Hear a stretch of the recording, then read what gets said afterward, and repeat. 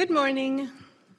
My name is Célia Belin. I am the Interim Director of the Center on the United States in Europe and a visiting fellow here at the Brookings Institution. It is a pleasure to welcome you today to the 17th Raymond Aron Lecture. This lecture series was launched in 2004 and is named in honor of Raymond Aron, the renowned French political scientist, philosopher, and journalist. I'd like to first take a moment to thank our partners in organizing this event. We're grateful to the Embassy of France for their collaboration and support over the year. And I want to particularly recognize Ambassador Philippe Étienne, who's here with us today. We also appreciate their abiding respect for the value we place on our independence. Every year, the Raymond Aron Lecture allows us to bring to DC the best that France has to offer. And today's best is particularly fantastic. Our lecture features Dr. Thomas Gomart, who will present remarks on Russia, France, and the global disorder. Dr. Fiona Hill will then provide a response, and I will moderate a conversation between them and with the audience. I want to recognize our live audience today and thank them for attending this event in person.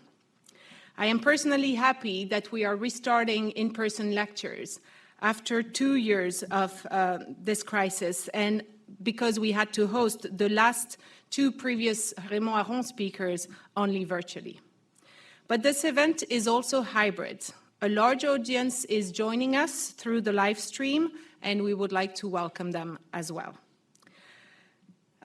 We are very much on the record today, so please also don't hesitate to send your questions via email to events@brookings.edu or on Twitter using the hashtag #AronLecture.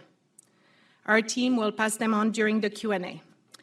I will now turn the floor to the French Ambassador Philippe Étienne for a few short remarks and to introduce our distinguished speakers. Over to you, Mr. Ambassador.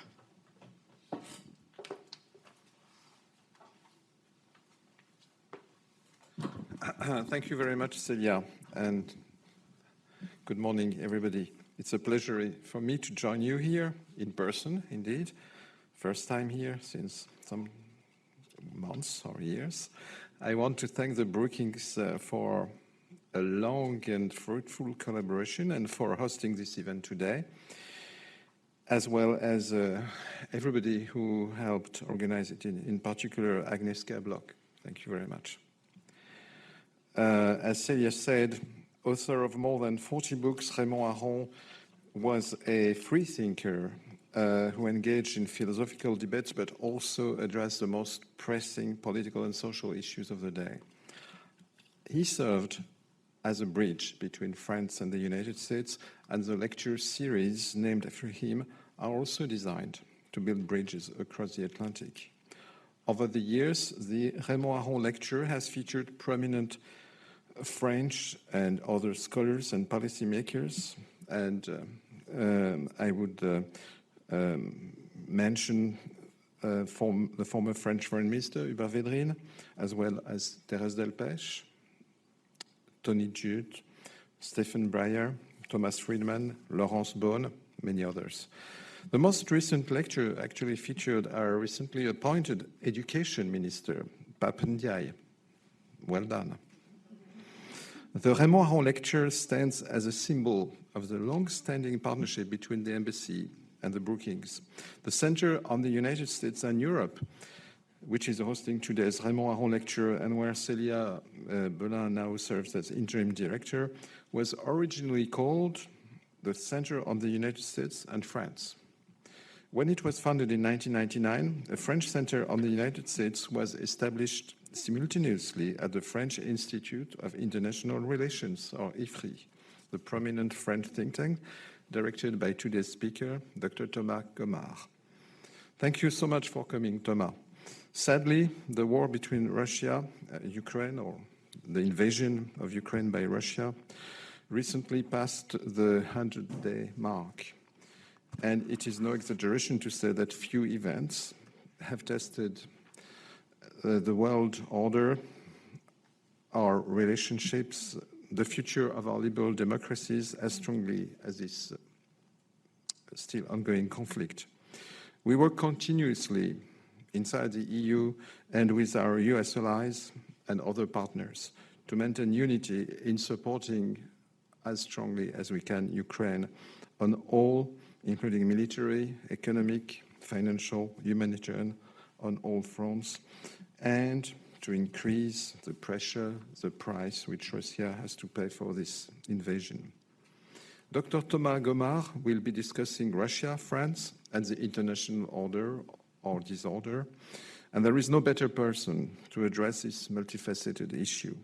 He's a renowned historian of international relations and an expert on Russia and the post-Soviet space, as well as French diplomacy. His latest book, published in 2021, is called Invisible Wars: Our Next Geopolitical Challenges.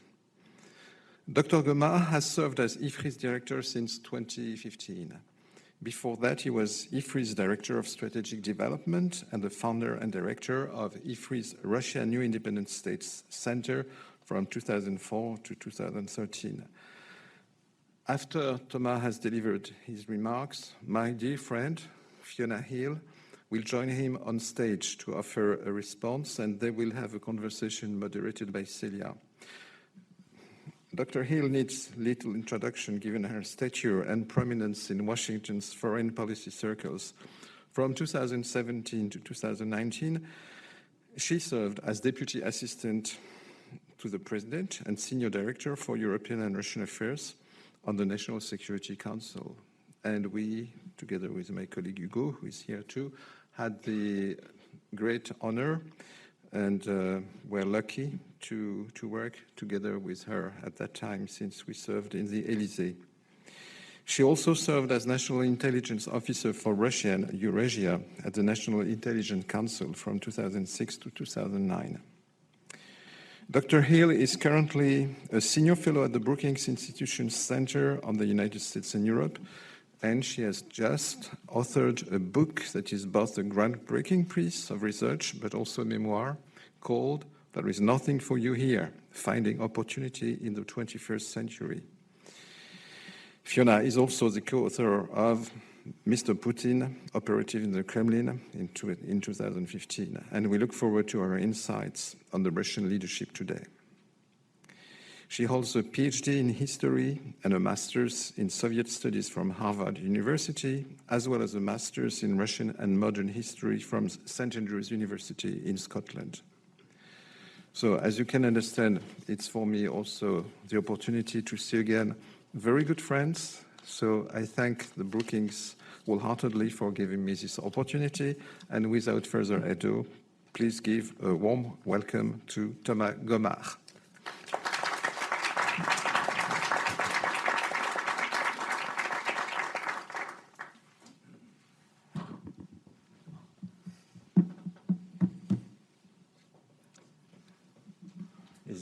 Ladies and gentlemen, good morning. I am extremely grateful, as you can imagine, to Brookings and to the Embassy of France for their joint invitation to lecture today. I would like to thank you, Monsieur l'Ambassadeur, cher Philippe, for your kind invitation. I would like also to thank you for the very substantive discussion we had when you were in Berlin and when you were at l'Élysée. At Brookings, I would like to thank General John Allen, who is a long-standing friend of IFRI, and obviously Célia Belin and her team for having organized this event.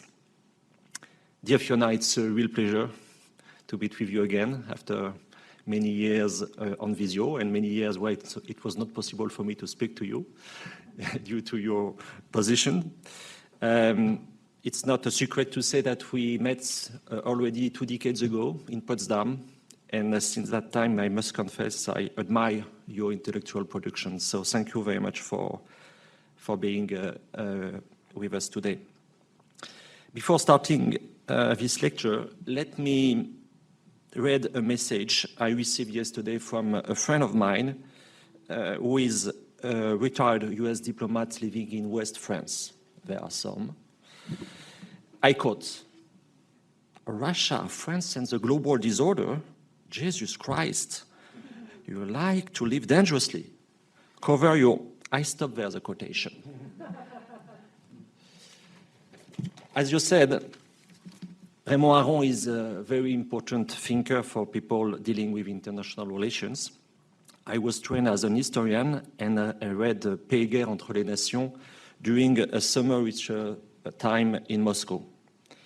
There is one particular concept he elaborates on, which seems to me very useful today, which is this notion, this concept of diplomatico-strategic driving. In the French international expertise, this concept has been diluted since the end of the Cold War, given the rising importance of non-military and transnational issues. But as an historian, having read Raymond Aron, I do think that military affairs are, in important respects, determinative, and especially due to this comeback of high-intensity war on the European continent. So this morning, I would like to argue that Putin's Russia diplomatico-strategic driving has been partly responsible for this current global disorder. Putin's Russia is a disruptive power, which current goal is not to reform the existing international system, but to overthrow it. This war in Ukraine leads to a difficult positioning for France that leads to a confirmation and to a disillusion. The confirmation, it is indispensable for Europe to be much more serious on military affairs after 2 decades where European countries were not sufficiently serious in this matter. There is a strong need, and it is something supported by Paris, as you know, to elevate the level of strategic ambition in Europe. The disillusion now. France advocates for multilateralism and continues to do so. France thinks that there is no possible strategic stability in Europe without Russia. But we are facing Russia, which is destroying this strategic stability in Europe, and consequently, the European continent has lost one of its competitive advantage, which was to live in peace. So I have divided this lecture into 2 parts. The first one is to try to describe very roughly this global disorder through 4 main bilateral relationships. And after that, I will try to give 3 brief interpretations about the current situation. Let me start with the relation between China and the US, because seen from Paris, it is more and more clear that this relation is absolutely structural. You have 40% of global GDP, you have 40% of global emission, you have more than $1,000 billion of military spending a year. Let me quote US Secretary of State Antony Blinken, who recently declared that China is the only country with both the intent to reshape the international order and increasingly the ability to do so economically, diplomatically, militarily, and technologically. So in this regard, what are the changes provoked by the war in Ukraine? For the US, what is very important to be underlined, it is a massive military support given to Ukraine, which is much more important than the military support given by Europeans. I will be back on that. And it's a sort of indirect strategy. For China, there is obviously a way to learn lessons regarding Taiwan, regarding also diplomatic lessons for the countries which didn't sanction Russia, and they are numerous, and also the economic lessons which can be drawn from the sanctions. The key issue, in my opinion, for the next future, very next future, will be the nature of the supports given by China to Russia in the coming months. Let me move now to the relation between Russia and the EU.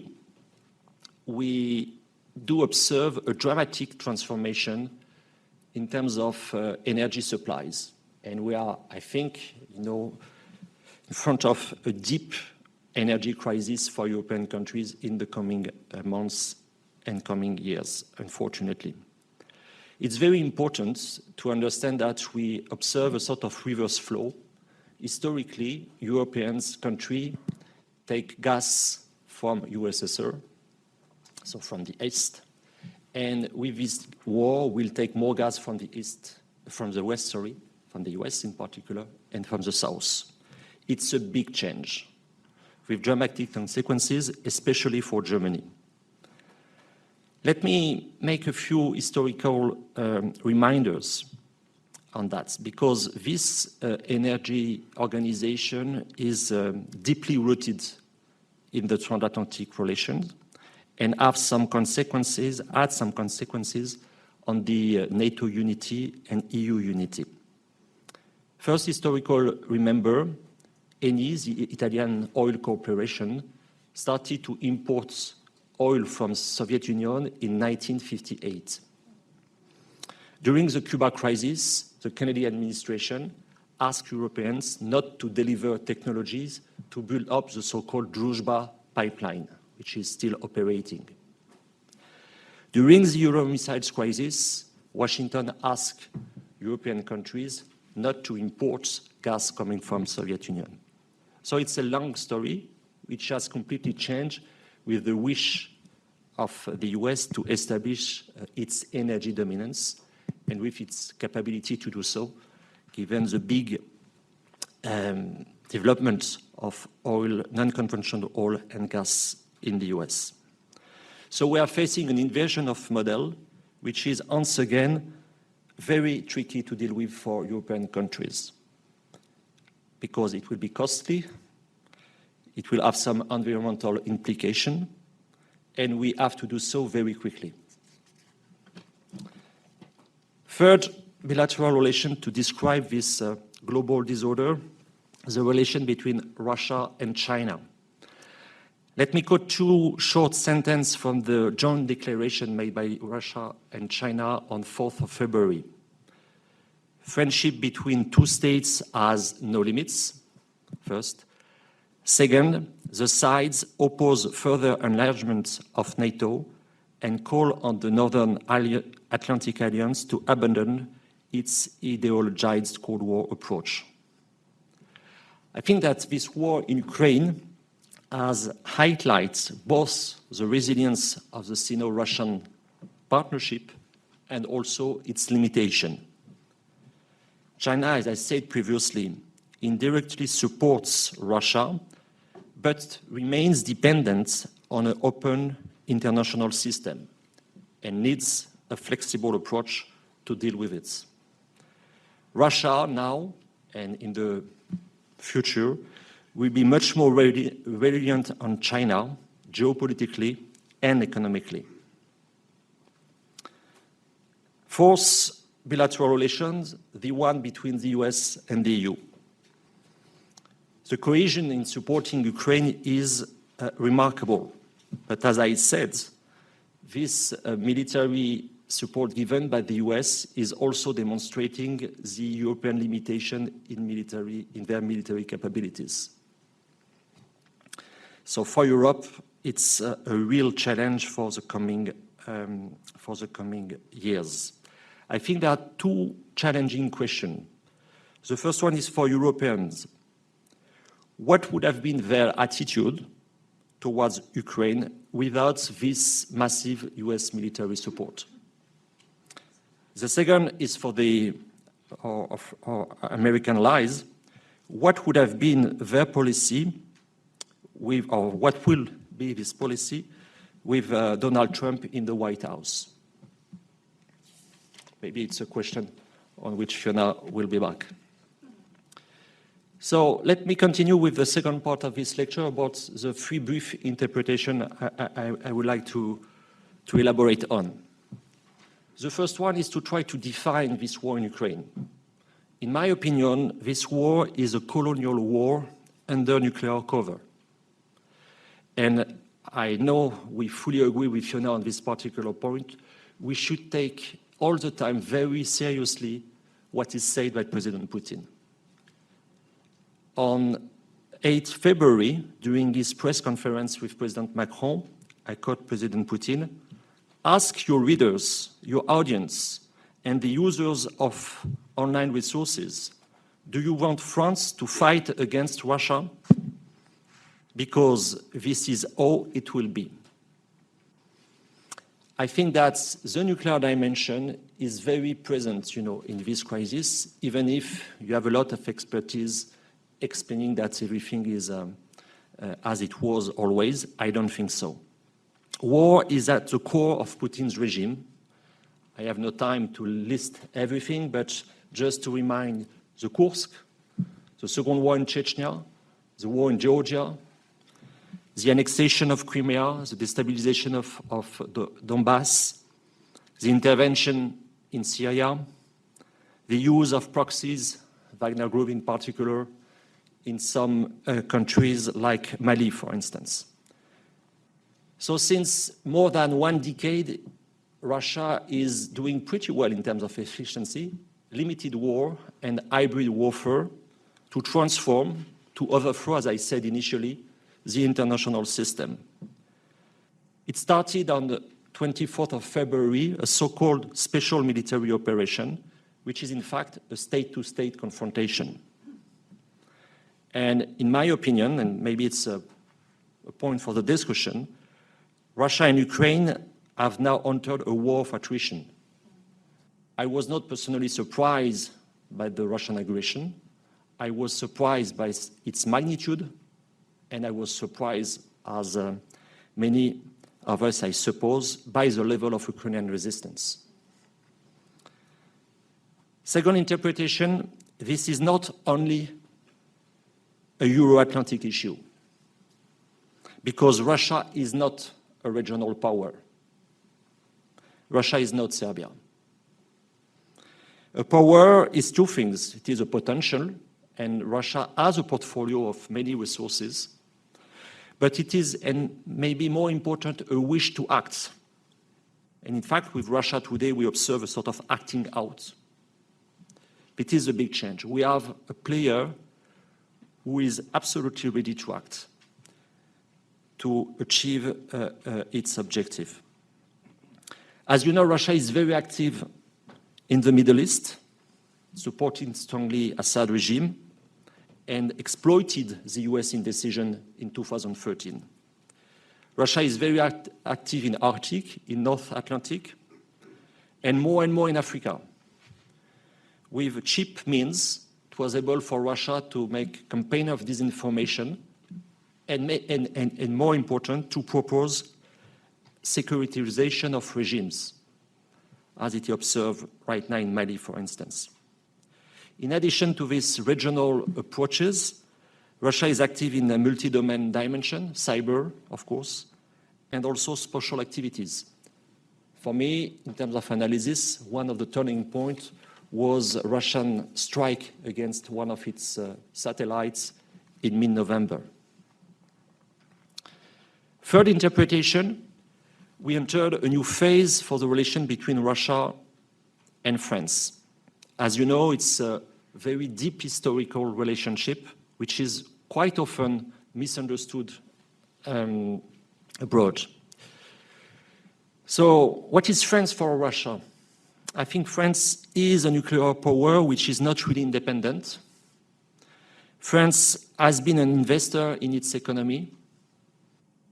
France has historical, cultural, intellectual links, which mean that it's possible to influence its establishment. To some extent, the Communist Party has been replaced by the Front National, Rassemblement National now. National, as you said? National Rally. National Rally, thank you, Célia. But maybe something France is a very important player in the EU, but maybe something we underestimated in our analysis and assessments was a reading made by Russia of the 2005 referendum in France and the Netherlands, the no to the EU treaty. And since that time, you have a sort of calculation made by Russia that the EU is not viable. For France, what Russia is a nuclear superpower. Russia has been an energy supplier. Russia has historical, cultural, intellectual links, as I said, but French ability to influence the Russian establishment is very limited by comparison with the Russian ability to influence the French establishment. There is open competition between France and Russia in the Middle East, in Africa, as I said. And there is an important thing, maybe also for the discussion, which is less visible. It is the respective links of both countries towards India.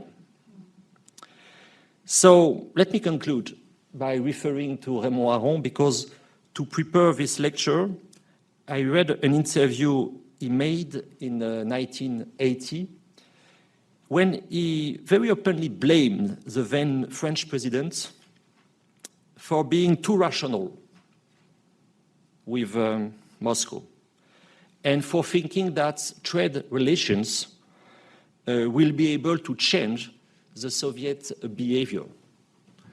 He said that in 1980. As you know, he passed away 3 years later, and consequently, he was not in position to say that the USSR collapsed 11 years after. So this debate is still open. Should we trade or shouldn't we trade with Russia to transform it? He blamed also the then presidents for not knowing how history is tragic.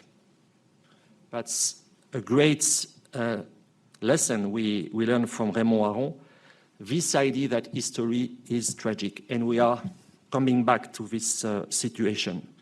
And for him, there was a very important point, an essential point, to use his word, that we could not agree with Soviet Union given the nature of the regime, which is still an open question for today. So more than 4 decades later, because of its aggression towards Ukraine, Russia has been disconnected from the Western side of globalization, with the idea that it will change Putin mindsets. The problem is that there are other sides, and personally, I don't think that it will change Putin's mindsets. Whatever the future is, Russia will continue to be on the European continent, where Ukraine has the right to exist by itself. So, when dealing with Russia, we may keep in mind this very famous sentence from Raymond Aron. In politics, the choice is not between the good and the evil, but between what is preferable or detestable. Thank you for your attention.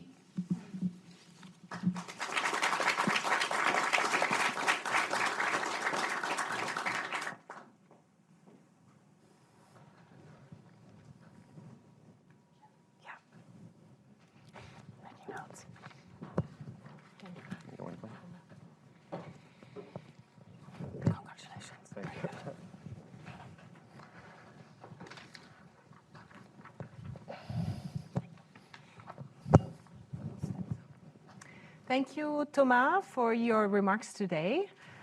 We are going to engage in the second part of this event today in a conversation that I will be moderating between Thomas Gomart and Fiona Hill, and then we'll expand the scope of the conversation. Obviously, we'll discuss your remarks, but also discuss different political and security matters of the day, and open it up to the audience for questions. So we are now joined by my colleague and friend Fiona Hill, who is one of the most prominent Russia experts of our time. I don't need to remind you of that. and she has served as an intelligence officer and a top advisor for 3 U.S. presidents. So I am delighted that you could be here, Fiona. Thank you.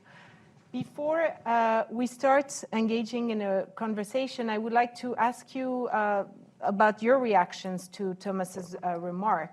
In particular, how you perceive the consequences of the war, Russia's war in Ukraine and the global disorder potentially differently between the Europe and the US, and general, your general views on Thomas' presentation here.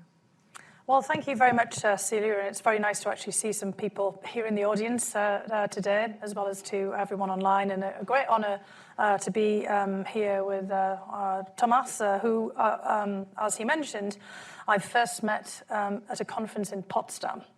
And actually the fact that he referred to that made me start to think about, as you mentioned, how relevant that whole history, thinking of Potsdam and the post-war conferences and the future disposition of Europe actually is. And in fact, the conference that we attended was held in the very villa where the post-war meetings were held. And of course, you know, thinking back 20 years ago, it just seemed of general historical interest, you know, a little interesting to find yourselves there, to look at all of the pictures of the various dignitaries, black and white, a little fuzzy, having a hard time imagining what it must have been like. And yet, here we are, back to those very days. Hopefully we won't be having meetings in Potsdam, but I imagine we'll be having them in some other similar setting to think about the very issues that you've outlined now, about how do we live on a continent in Europe with a Russia that is decoupled, as it, in fact, the Soviet Union was, apart from in war, as what you pointed out was the kind of the main driver of the strategic situation then, and also one in which we have to come to terms with the future of Ukraine as well as the whole future of our security system. I thought it was actually very profound what you said about, and of course this is picking up on Raymond Aron and making it very clear about how relevant to today his work is, even if it's thinking back again to the 1980s, about military affairs and war in many respects being the main determinant driver in strategic affairs, and we're seeing that. And of course, your point that Europe has lost its most important competitive advantage globally, which was living in peace, I think, you know, couldn't be more important. And I just want to stress that point again, because you said that, that's absolutely right. When many of our colleagues in think tanks have written books about you know, Europe dominating the 21st century, and I think all of us can think about, you know, that particular, you know, book, for example, or The Future Belonging to Europe. It was completely predicated on the fact that Europe was the bastion of peace, and in other words, turbulent world. And that couldn't be said really about the United States at that juncture either, because although all of us thought that we were part of a peace dividend that had emerged out of the dissolution of the Soviet Union in 1991 over the last 30 years, America has not been at peace at all. In fact, the whole drivers of America's strategic position have indeed been war, or let's just say violent actions that are taken against us, the pivotal point, of course, of 9/11 and the massive terrorist attacks that led directly into war in Afghanistan, and directly, but with some dubious, let's say, pathway into the United States also making the war of choice in Iraq and all of the consequences that flowed from that. Whereas Europe tried to stay out of most of these conflicts as much as it could. But of course, Europe itself has been driven into regional, local conflicts in its larger neighborhood, the Balkans, the Balkan Wars, the wars of succession from the collapse of Yugoslavia, wars in the Middle East, coming in under the umbrella of NATO operations in Iraq, also in Afghanistan, of course, in support of the United States with the activation of Article 5 after the terrorist attacks of 9/11, and then also in Libya. And as you said, France itself has found itself embroiled in conflicts in the Sahel, in Mali, and you know, elsewhere in North Africa, now finding itself strangely displaced by Russia, particularly the atrocities that we've seen recently in Mali, bring that into a different frame as well. So I think that although we've thought about Europe living in peace, the environment around Europe has been anything but peaceful. But it's now over, and we have the largest military action in Europe since World War II. And not just at the side of Europe, but affecting Europe directly with massive refugee flows, again, on a scale that we haven't seen since World War II. I thought it was also very important of you emphasizing the energy issues and the pivotal point that we're in now as well.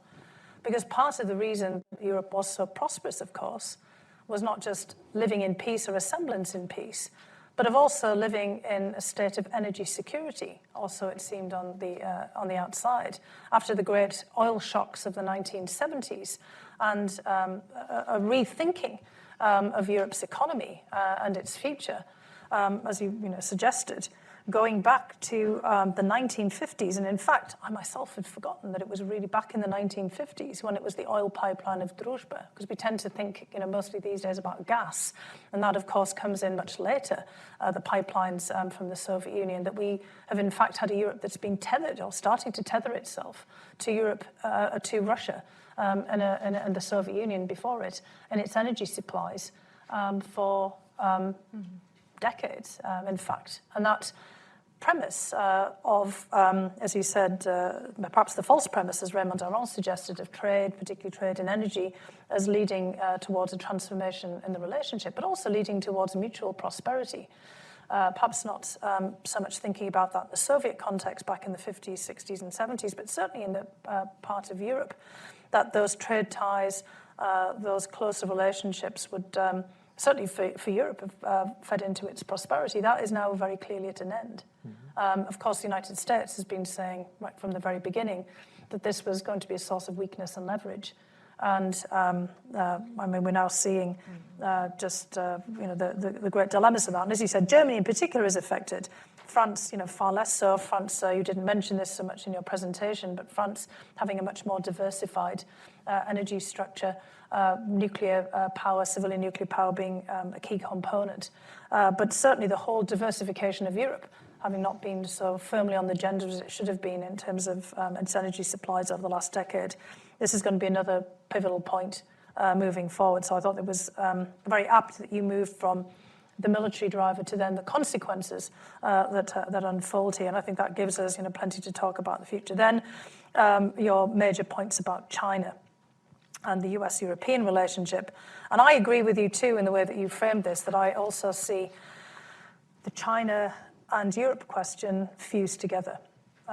As a result of, as you mentioned, it was the agreement of February 4th between President Xi and President Putin, talking about a partnership without limits, but also China making its antipathy towards NATO very clear. Of course, it's no coincidence that this comes at a time when NATO itself is trying to figure out what its strategy towards China should be. Also a recognition that China is that major global player.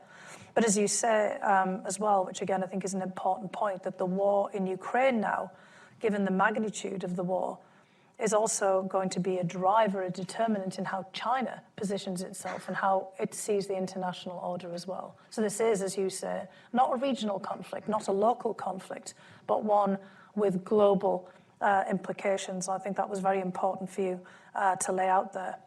And I think just to conclude here before we go into the discussion, the point that you made about Russia thinking the EU is not viable becomes a real challenge to all of us here as well. Because is it the EU itself as an institution that's not viable, or is it the Europe that's not viable, or is it the West or our concept of the West?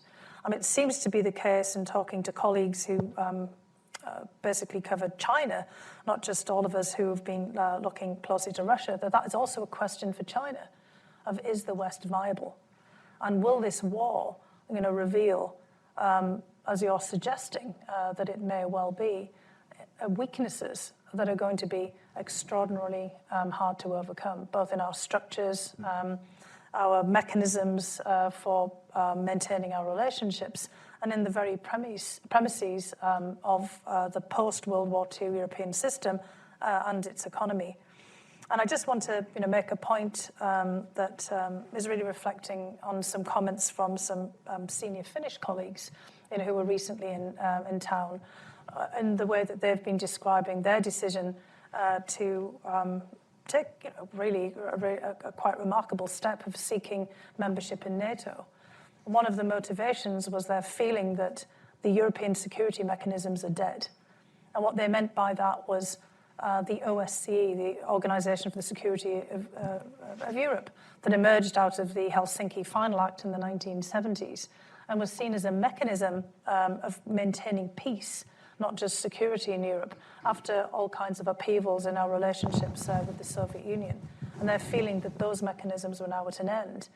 And it wasn't so much that they wanted to return to the NATO, kind of security picture of, say, the 1950s or 1960s, or there's a pre-1970s age, but seeing that NATO was only, from their perspective, the only viable security institution, and trying to think then about how NATO could become a building block for future European security, which is obviously a challenge also for the European Union, for France, which has had a love-hate relationship with NATO and in-and-out perspective, but also more broadly, when we've all been, since 2010, trying to search for new concept and doctrine for NATO. Is this really where we want to find ourselves? Are we really back now in the 1950s, which I think raises an awful lot of questions for our discussion and for all of us moving forward. Thank you, Fiona. And maybe I'll take this opportunity for a follow-up, given what you just underlined about NATO and the idea that, because there was a sort of a question mark there, if the EU is not viable, if Europe at peace is not viable, is NATO more viable than any of these either institutions or concept?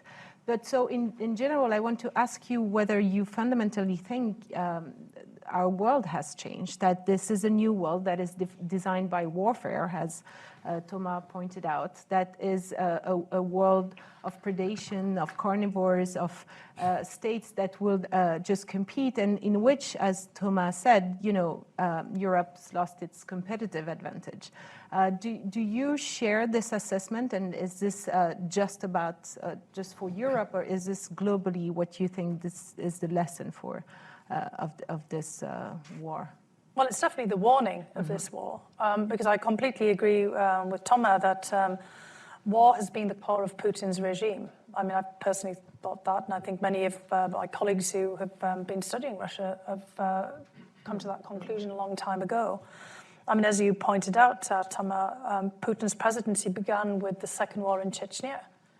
And if we look at the pattern from that time on, 1999, 2000, when he comes into power, right through to the present day, we can see, as you pointed out, a whole pattern here of the use of war or crossing over a threshold of war, or the use of violence, targeted violence, to push forward Russian interests or to change other people's calculations and the trajectory of events. Targeted assassinations, poisonings with novel and rather disturbing means, the use of polonium and Novichok, that we're all well aware of. Basically fissile materials and weapons-grade nerve agents. The condoning and, in fact, participation in chemical weapons attacks in Syria. The use of proxy forces. I mean, we actually saw Russian proxy forces, the Wagner Group, fire on American special forces in Syria. We've actually been in a firefight with Russian forces in 2018. It's getting glossed over in some of the discussions here. But that use of violence has been a pattern since Putin came into power. It's just that we've often not talked about it directly. And that is the warning of this particular moment, that we could well be back to a period in which might makes right, and which the use of war and warfare determines the future. And I think that what Thomas is laying out here is also that same warning, that we have to then think about that, about how we push back against that. The Finns are not, in their view, joining NATO to participate in war. They're trying to kind of figure out if there are mechanisms to restore security I mean, I think that what they want to do, I mean, given Finland's history of also having to have engaged with the Soviet Union in the Winter War in the 1940s and to fight for their independence, was that they would want to live in peace as well. And it's very clear, we've heard from colleagues that there are opinion polls that have been taken in Europe. We heard yesterday from one of our colleagues at the European Council on Foreign Relations, some of our think tank colleagues, Mark Leonard and Ivan Krastev, are about to put out a report on public opinion polling, where the majority of European populations want peace. Well, yes, that's what all of us want. We want to have the restoration, I think, of the ability for Europe and more broadly within the international system to live in peace. And that's our challenge. Our challenge, and this is the warning, is not how to return to war and engaging in warfare in a more efficient way, which of course is NATO was always set up as a system to try to maintain peace through deterrence, but also as a system for response if war broke out, of collective defense. But the whole hope was that it wouldn't be necessary. And I think that's what we're grappling with now, is how can we get ourselves back into a situation where military action and war are not the key determinant of our international system. I'm not sure that I have any answers to that right now. Clearly, Ukraine is going to be a determinant factor for that. But this is what Thomas is telling us, and Raymond Aron was telling us as well, is this is the warning for what we have to deal with. And yes, I do think that everything has changed. But I would say that it started to change much earlier with the invasion of Georgia in 2008, and one could even say at earlier points as well. So I want to turn to you now, Thomas, on not only on a reflection on what Fiona just said, but also on sort of qualifying the warning, as we've discussed the name for this conflict for the past 100 days. And in an interview in Le Monde, and again today, you refer to this war as a colonial war under nuclear cover. And you have explained today how there has been nuclear threats that have been distilled from the get-go, even before this war started, and that's sort of the nuclear cover, the sort of intention to intimidate Europeans into not engaging potentially further. But I want to go back on the other part of your sentence, the colonial aspect. Why do you call this a colonial war? And in particular, what do you mean about this sort of objective to subjugate Ukraine? Do you think this is about territory fundamentally, or is this about rebuilding a Russian empire? Can you elaborate a little bit on this, Thomas? First of all, thank you, Fiona, for your very substantive comments. I will take maybe the opportunity after the response to be back to two of them. Yes, colonial war for three main reasons. I think that, Putin is trying to make a sort of new form of integration to be back to December 1991 and to find a new form of integration between Russia, Belarus, and Ukraine. That's basically his objective, in my opinion. Second, since 2010, 2011, so after the Orange Revolution in 2003-4, we should remind that at the beginning of his mandate, he wanted to have a regional space with these three countries, plus Kazakhstan. Mm-hmm. And he pointed out a contradiction from the EU, which was to say, Putin, I don't understand why the EU is supporting every movement of regional integration all over the world, except in the post-Soviet space. After that, you have the Orange Revolution. No time to describe all the states. And you had, I don't know if Fiona was there when he said that the first time in Valdai. It was 2011 in my memory. Dvě strany, один народ, about Russia and Russia. Two countries, one people. So it was a signal for me, clear signal. now we have a president who is the chief of staff, which is the chief of the army, which is also the historian-in-chief in Russia. So he made this text, which was published in last July, explaining that the matrix, the historical matrix of Russia is Kiev. And that, in fact, that's the same history. So you have something which has been prepared by the ideas since more than 1 decade. And this idea that to some extent, which was quite popular in some European capitals, that Ukraine is not really a state, that's very corrupted, which is true, but, you have all the time these arguments. And a sort of real mépris for Zelensky, which was seen as, it was a TV showman who was elected in particular circumstances. So you had this feeling. That's why they decided this special military operation with the idea that Zelensky will escape very, very quickly, like Yanukovych did in 2014 to some extent. That it's not serious people and so on.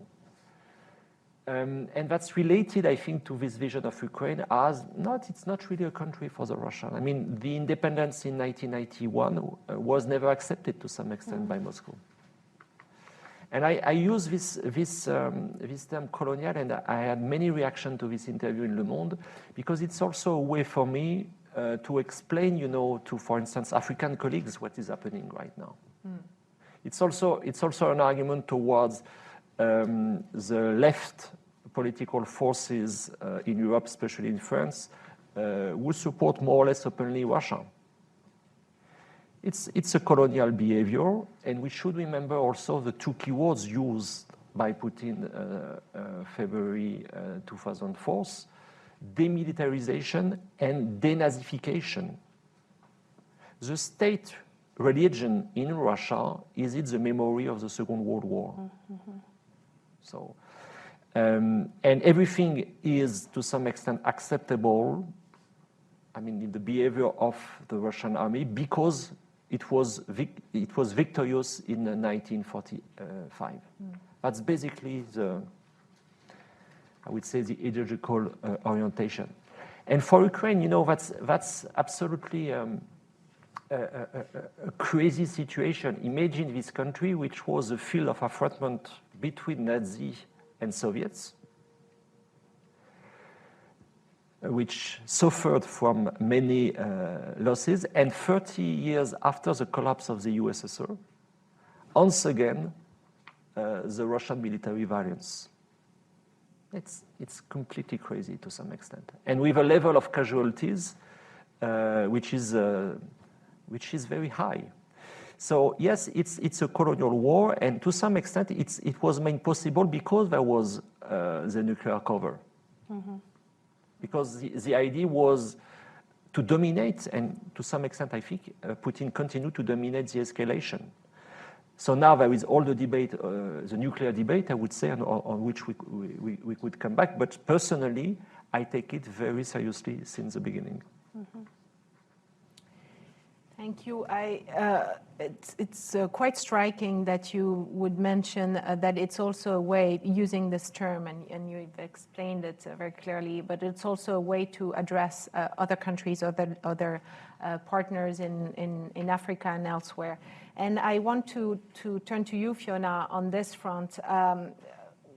We have been, I believe the US and Europe have potentially assumed that the world would rally behind them in condemning Russia for its aggression, potentially due to the high emotions and shock that we all legitimately felt from it.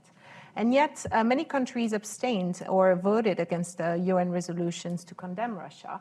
And altogether, these countries amount to more than half of the world's population. So, it's one question on how to talk to the world, but should we face the possibility that we have lost the world? And in that case, I want to ask you specifically, Fiona, because you were an advisor to presidents. What should be done about it? What should we do?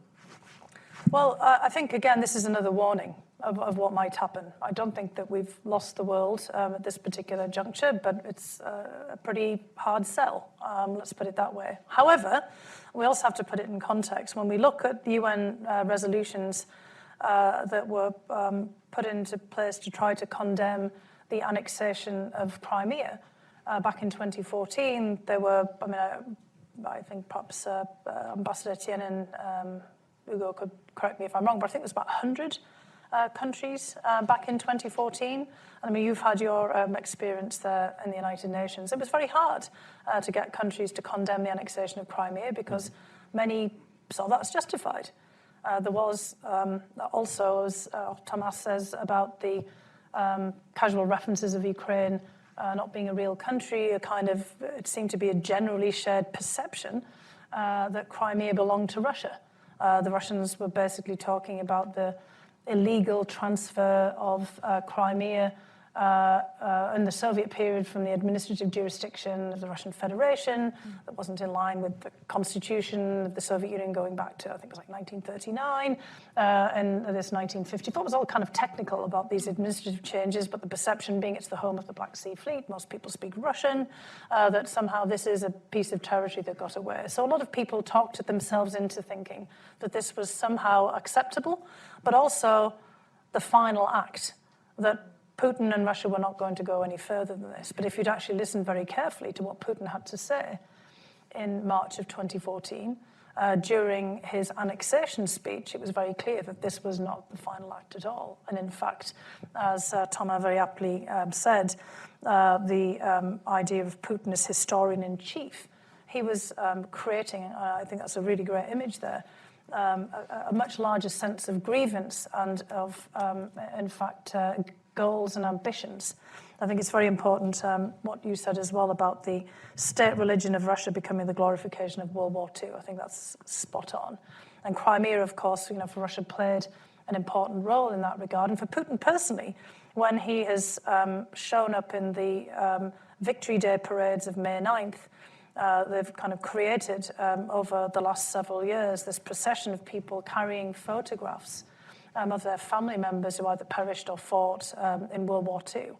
And Putin appeared, 1 year on this, carrying a picture of his father, but his father in the uniform of a sailor from the Russian Black Sea Fleet, which is not how his father was actually fighting during World War II, because according to Putin, who has many narratives about this, his father was in a special division, a battalion of the security services, the NKVD at the time, the forerunner of the KGB, carrying out black operations behind enemy lines, against saboteurs and collaborators during the period of the sort of siege of Leningrad, actually in lands of which are modern-day Estonia. But he shows his father as a sailor in the Black Sea Fleet, which is apparently what his father did during conscription.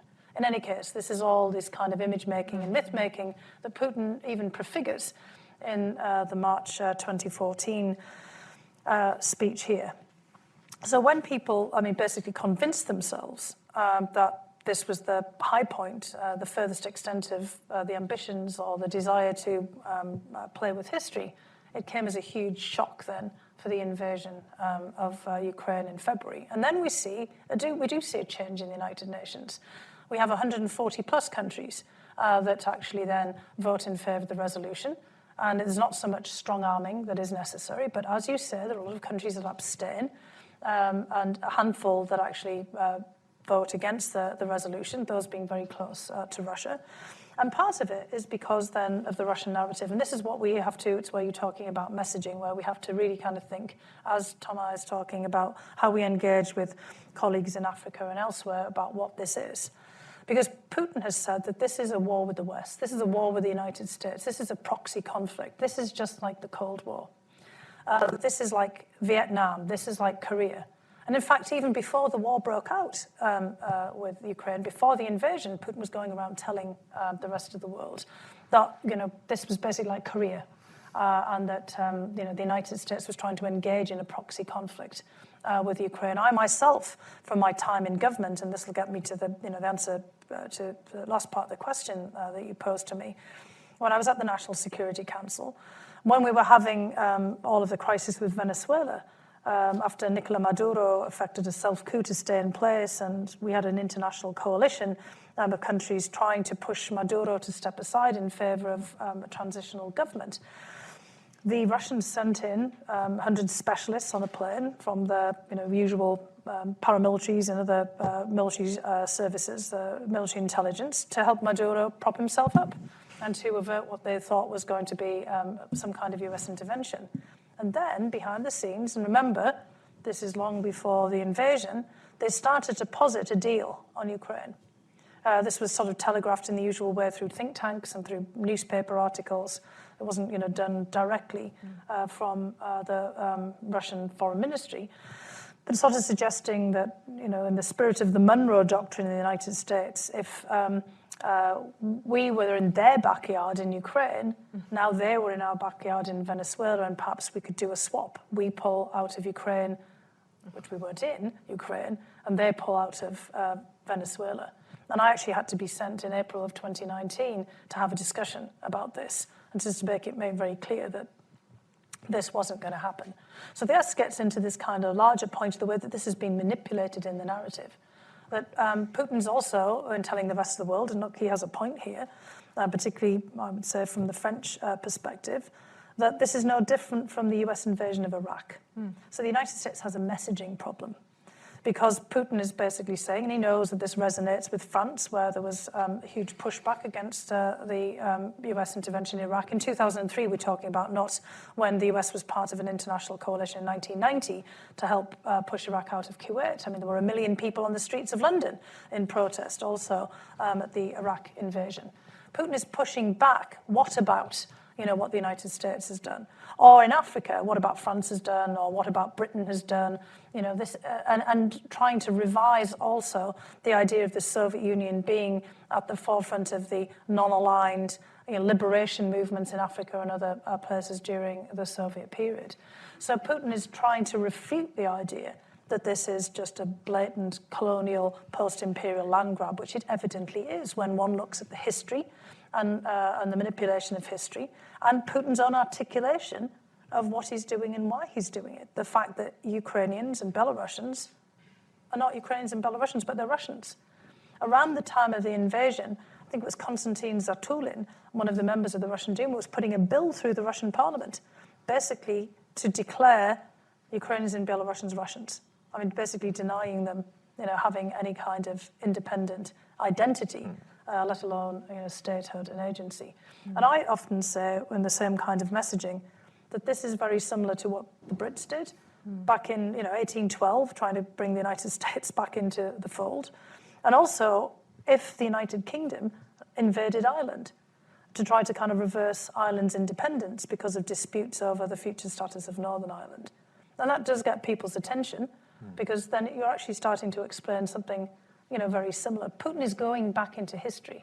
And basically, as we saw with Slobodan Milosevic and Karadzic, and others, the Balkans, basically going back to earlier periods of time and different depictions of history to justify the incorporation of parts of Ukraine and then the dismemberment of the country. And getting that across is a challenge. Again, as I said, we've got more traction than we had before, but what everyone is saying here is a warning that we've got a lot more work to do. And maybe we're not the good messengers for this.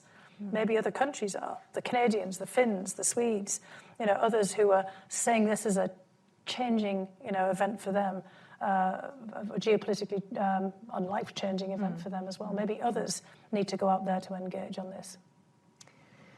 Thomas, I want to ask you, and we're going to soon open to the audience, but I want to ask you first on the implications of what Fiona just said, in particular for French foreign policy. You have written in the past, co-authored a book on France's national interest, and you have looked at all the different elements of that. And you are obviously a long observer of French-Russian relations. In Washington, there is no shortage of interest for, French-Russian relationship. In particular, because and a lot of audience people through emails have asked about, Macron's repeated phone calls with Putin. What is the intention behind that? And you have different elements there that needs to be underlined, but one of them is obviously the bilateral relations with Russia. Another one is the question of Europe, but a larger one as well for French foreign policy in particular is also the future of France's and Europe's relationship to the world, the idea that France pushes for a multilateralism, a result-oriented multilateralism, one that would allow for the permanence of a rule-based order that is in Europe's interest, in France's interest. So I want to ask you, what do you think this war changes for French foreign policy, and how do you perceive, if any, if there's a sort of shift of thinking and of approach of both Russia and the world, rest of the world in this context? Very good and difficult question to respond in DC. Yesterday I was at Rand, hi Sam, and during the discussion one of the colleagues talked incidentally about the special relationship between Paris and Moscow. I didn't react, but it was telling, and I think it should be explained in different ways. First of all, an historical reminder. France entered the First World War with its alliance with Russia, Tsarist Russia, and its alliance with the UK, and finish it with the beginning of the P3 to some extent, the nascent Atlantic Alliance with the US and with the UK and France. Why I do this reminder? Because I think that this line is in fact the most important one in French foreign policy since that time. Now, if you observe, the different presidency, I don't know if Ambassador Étienne will agree with me on that, but if you observe, each French president since 1958, you have all the time this movement. It started with the P3.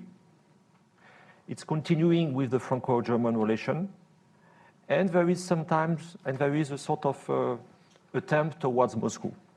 You can observe that with de Gaulle, with Pompidou, with Giscard, with Mitterrand, and so. And I can continue.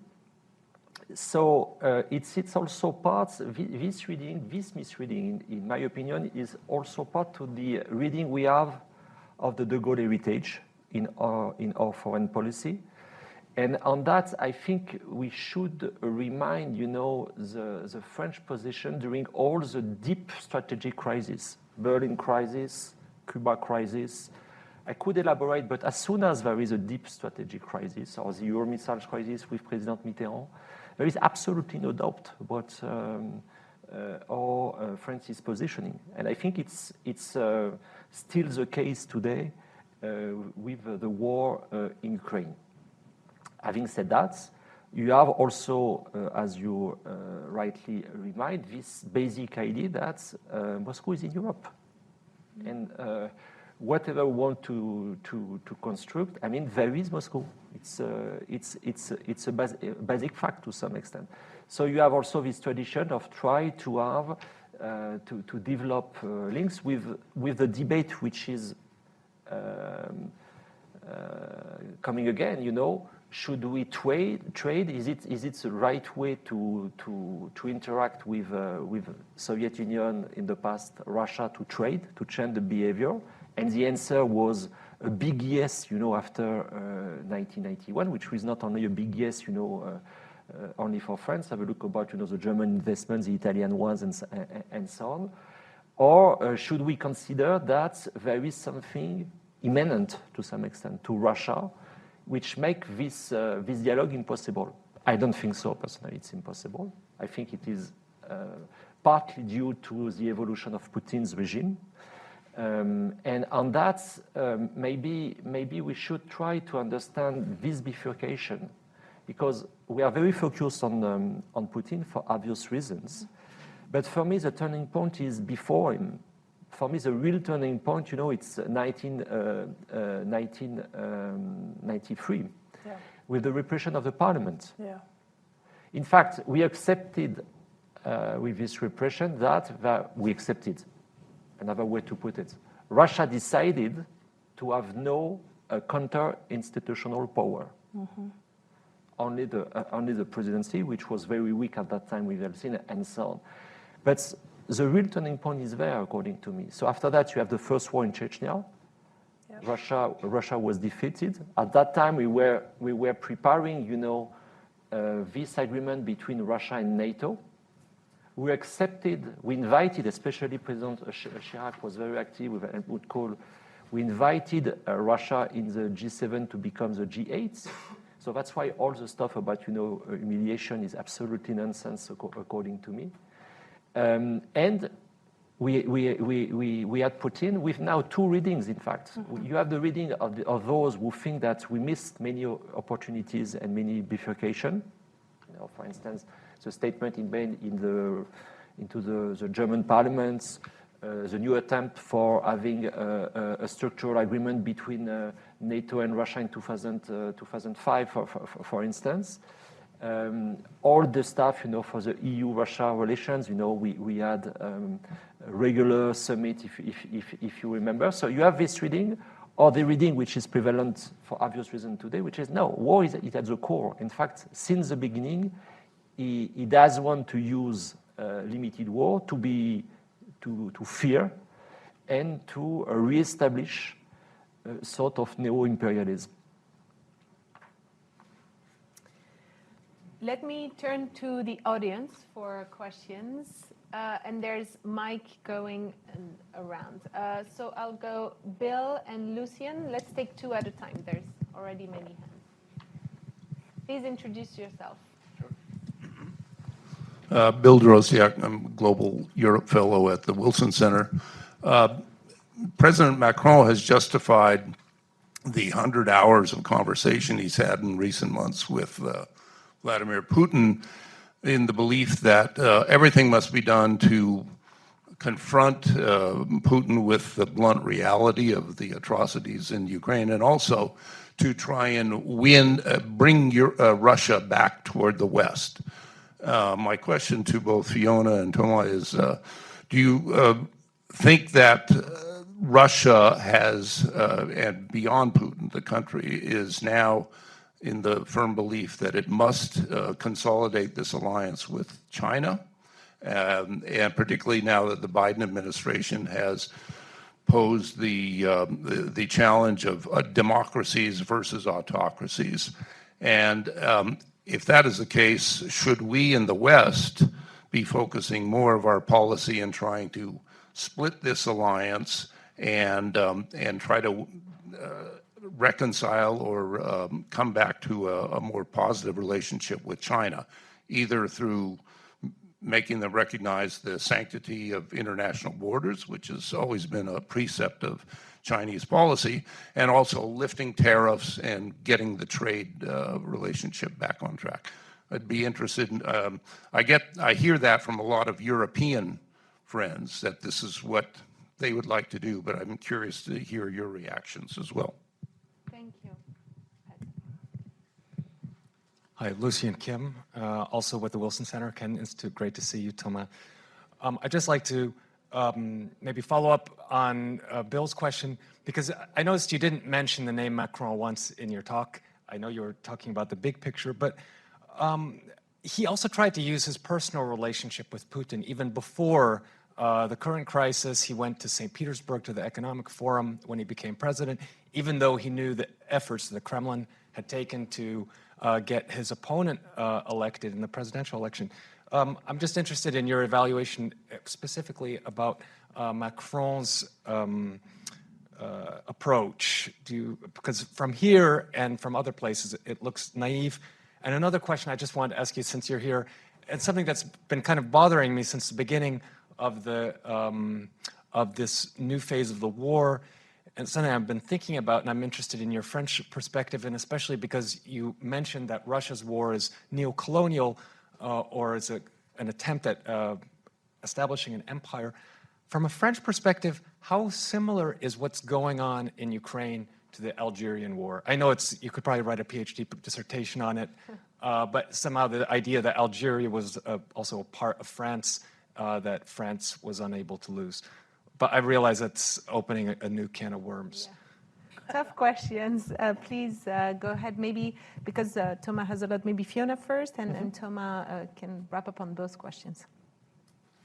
Yeah, okay. These are really great questions. I have to say that I wanted to also react to that idea of there's similarities with Algeria, because look, part of the problem that we have with a lot of countries that have been empires or have had overseas possessions is that they have a really hard time letting them go. And we know throughout history that there's the imperial hangover is very hard to slough off. The United States was opposed to France and the United Kingdom intervening in Suez in 1956. The parallel that I made with Ireland, and if the UK did something like this, which there's no evidence, just by the way, I'm not warning against something like that happening, but thinking about that same framing, I think that is our perpetual problem of the way that we have to view this, because Russia is actually forcing us to look at these similarities, because that's kind of Russia's whataboutism at the moment. It's saying, well, what about the United States in Iraq? Or what about this? Or what about that? And, I hear from Russians, and I think this would be interesting for Thomas to pick up on as well, the Russians say that Russia is singled out for negative treatment. That, the United States, didn't get punished for Iraq. George W. Bush and, Vice President Cheney and others not being called war criminals, and the chances of them being, pulled up in front of courts. But we're talking about this, for Putin, or what this country did there, or what France did there, or how is it that Russia is always singled out? And that's become a refrain, as you well know, Lucien, in looking at Russian commentary now. Even though people who are opposed to the war, they're basically saying, well, the United States and other great powers get away with it. Why is it that Russia's not allowed to get away with it, as if this is some kind of justification then for the war? And I think that's a problem that we're going to have to deal with as well. Do all of the wrongs and the sins of other countries at some point make a right? And but is there some lessons for all of us out of that? So I'd just like to add that a little bit to Lucien's point here, and getting back to this whole idea, first of all, of diplomacy and engagement, which I think also ties to the idea of personal relationships. Putin always thinks he can manipulate other people's relationships. He's the one who's manipulating people, not the other way around, and that's something that we see as a constant pattern. And people try to engage with Putin on a personal level at their peril, because I've seen it time and time again, particularly in the last administration, of Putin tried to manipulate everybody, because that's basically part of his training, and he continues to actually do that to see what he can get out of it.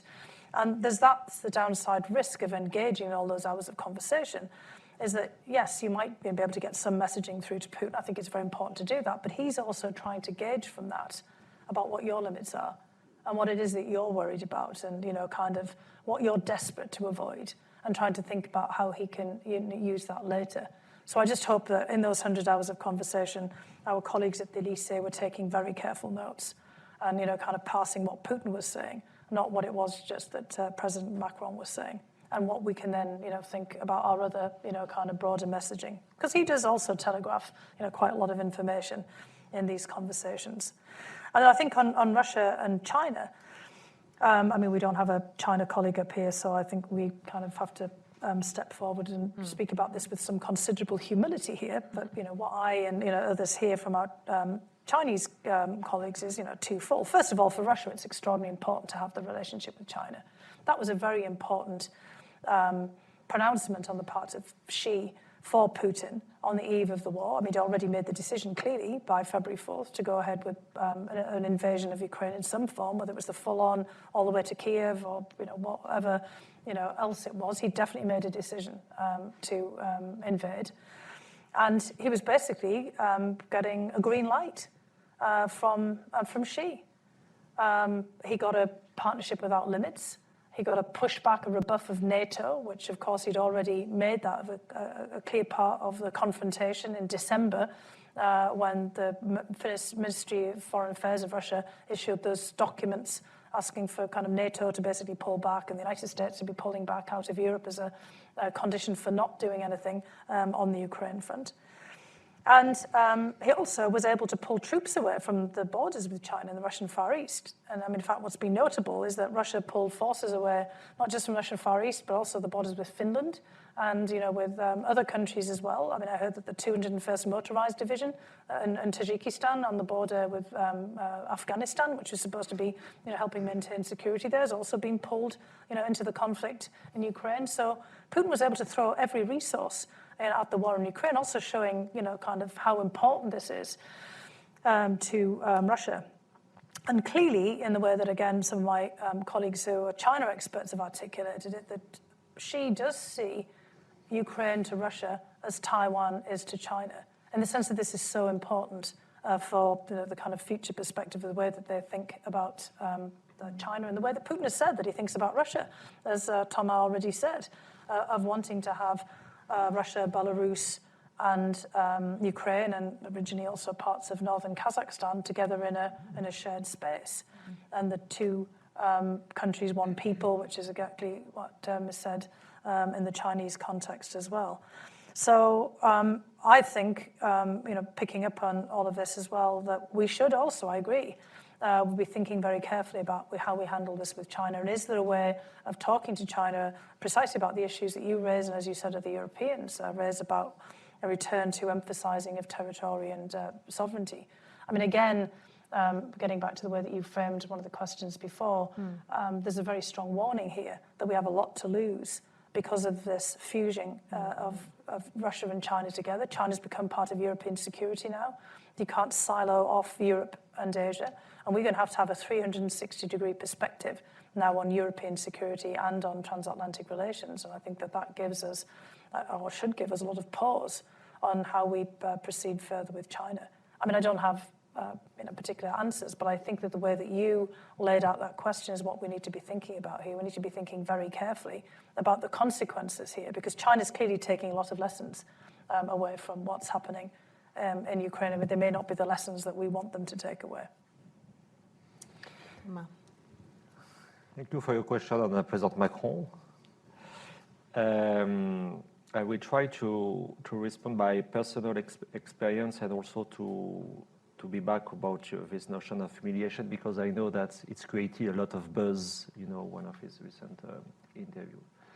First of all, thanks to Ambassador Étienne, I joined the Dialogue de Trianon, which was established in 2017 to try to have links between French civilian society and Russian civilian society, if there is one. So as you can imagine, it was very difficult. I have no time to elaborate on. But in this framework, I had the chance to have some exchanges with President Macron about his vision of Russia. Second, I participated in the strategic review in 2017, ordered by President Macron to his Ministry of Armed Forces. And with these two experiences, I can tell you two things. That there is absolutely no doubt, and that's a big difference, I think, for Paris, maybe with other European allies. There was absolutely no doubt about the quickness of the degradation of our strategic environments. It is very present since the beginning of its mandate in 2017. There is a sense of urgency regarding this degradation with the eastern flanks, with the southern flanks. And once again, it was very different in other European capitals. Second, on Russia, since the beginning of the war, President Macron seems to me highly lucid about what is happening. He has absolutely no doubt about the gravity of the situation and the sense of the aggression. He also has, and you have mentioned this travel to St. Petersburg in 2018. He does like, Russian culture. Maybe it's also a difference with other European leaders. He has a knowledge about that, a real one, a deep one. So it can explain sometimes a sort of attitude. And now for this buzz about humiliation, you know, that's maybe, and I can be critical, not being, you know, a diplomat, but for me, you know, Russia is humiliating itself in Ukraine, full stop. And all the arguments, you know, about the so-called Russian humiliation in the 90s, used ad nauseum by the Russian diplomacy is, as I said, untrue, completely untrue. When you refer to, as I said previously, to the NATO-Russia partnership or to things like G7, G8, for instance.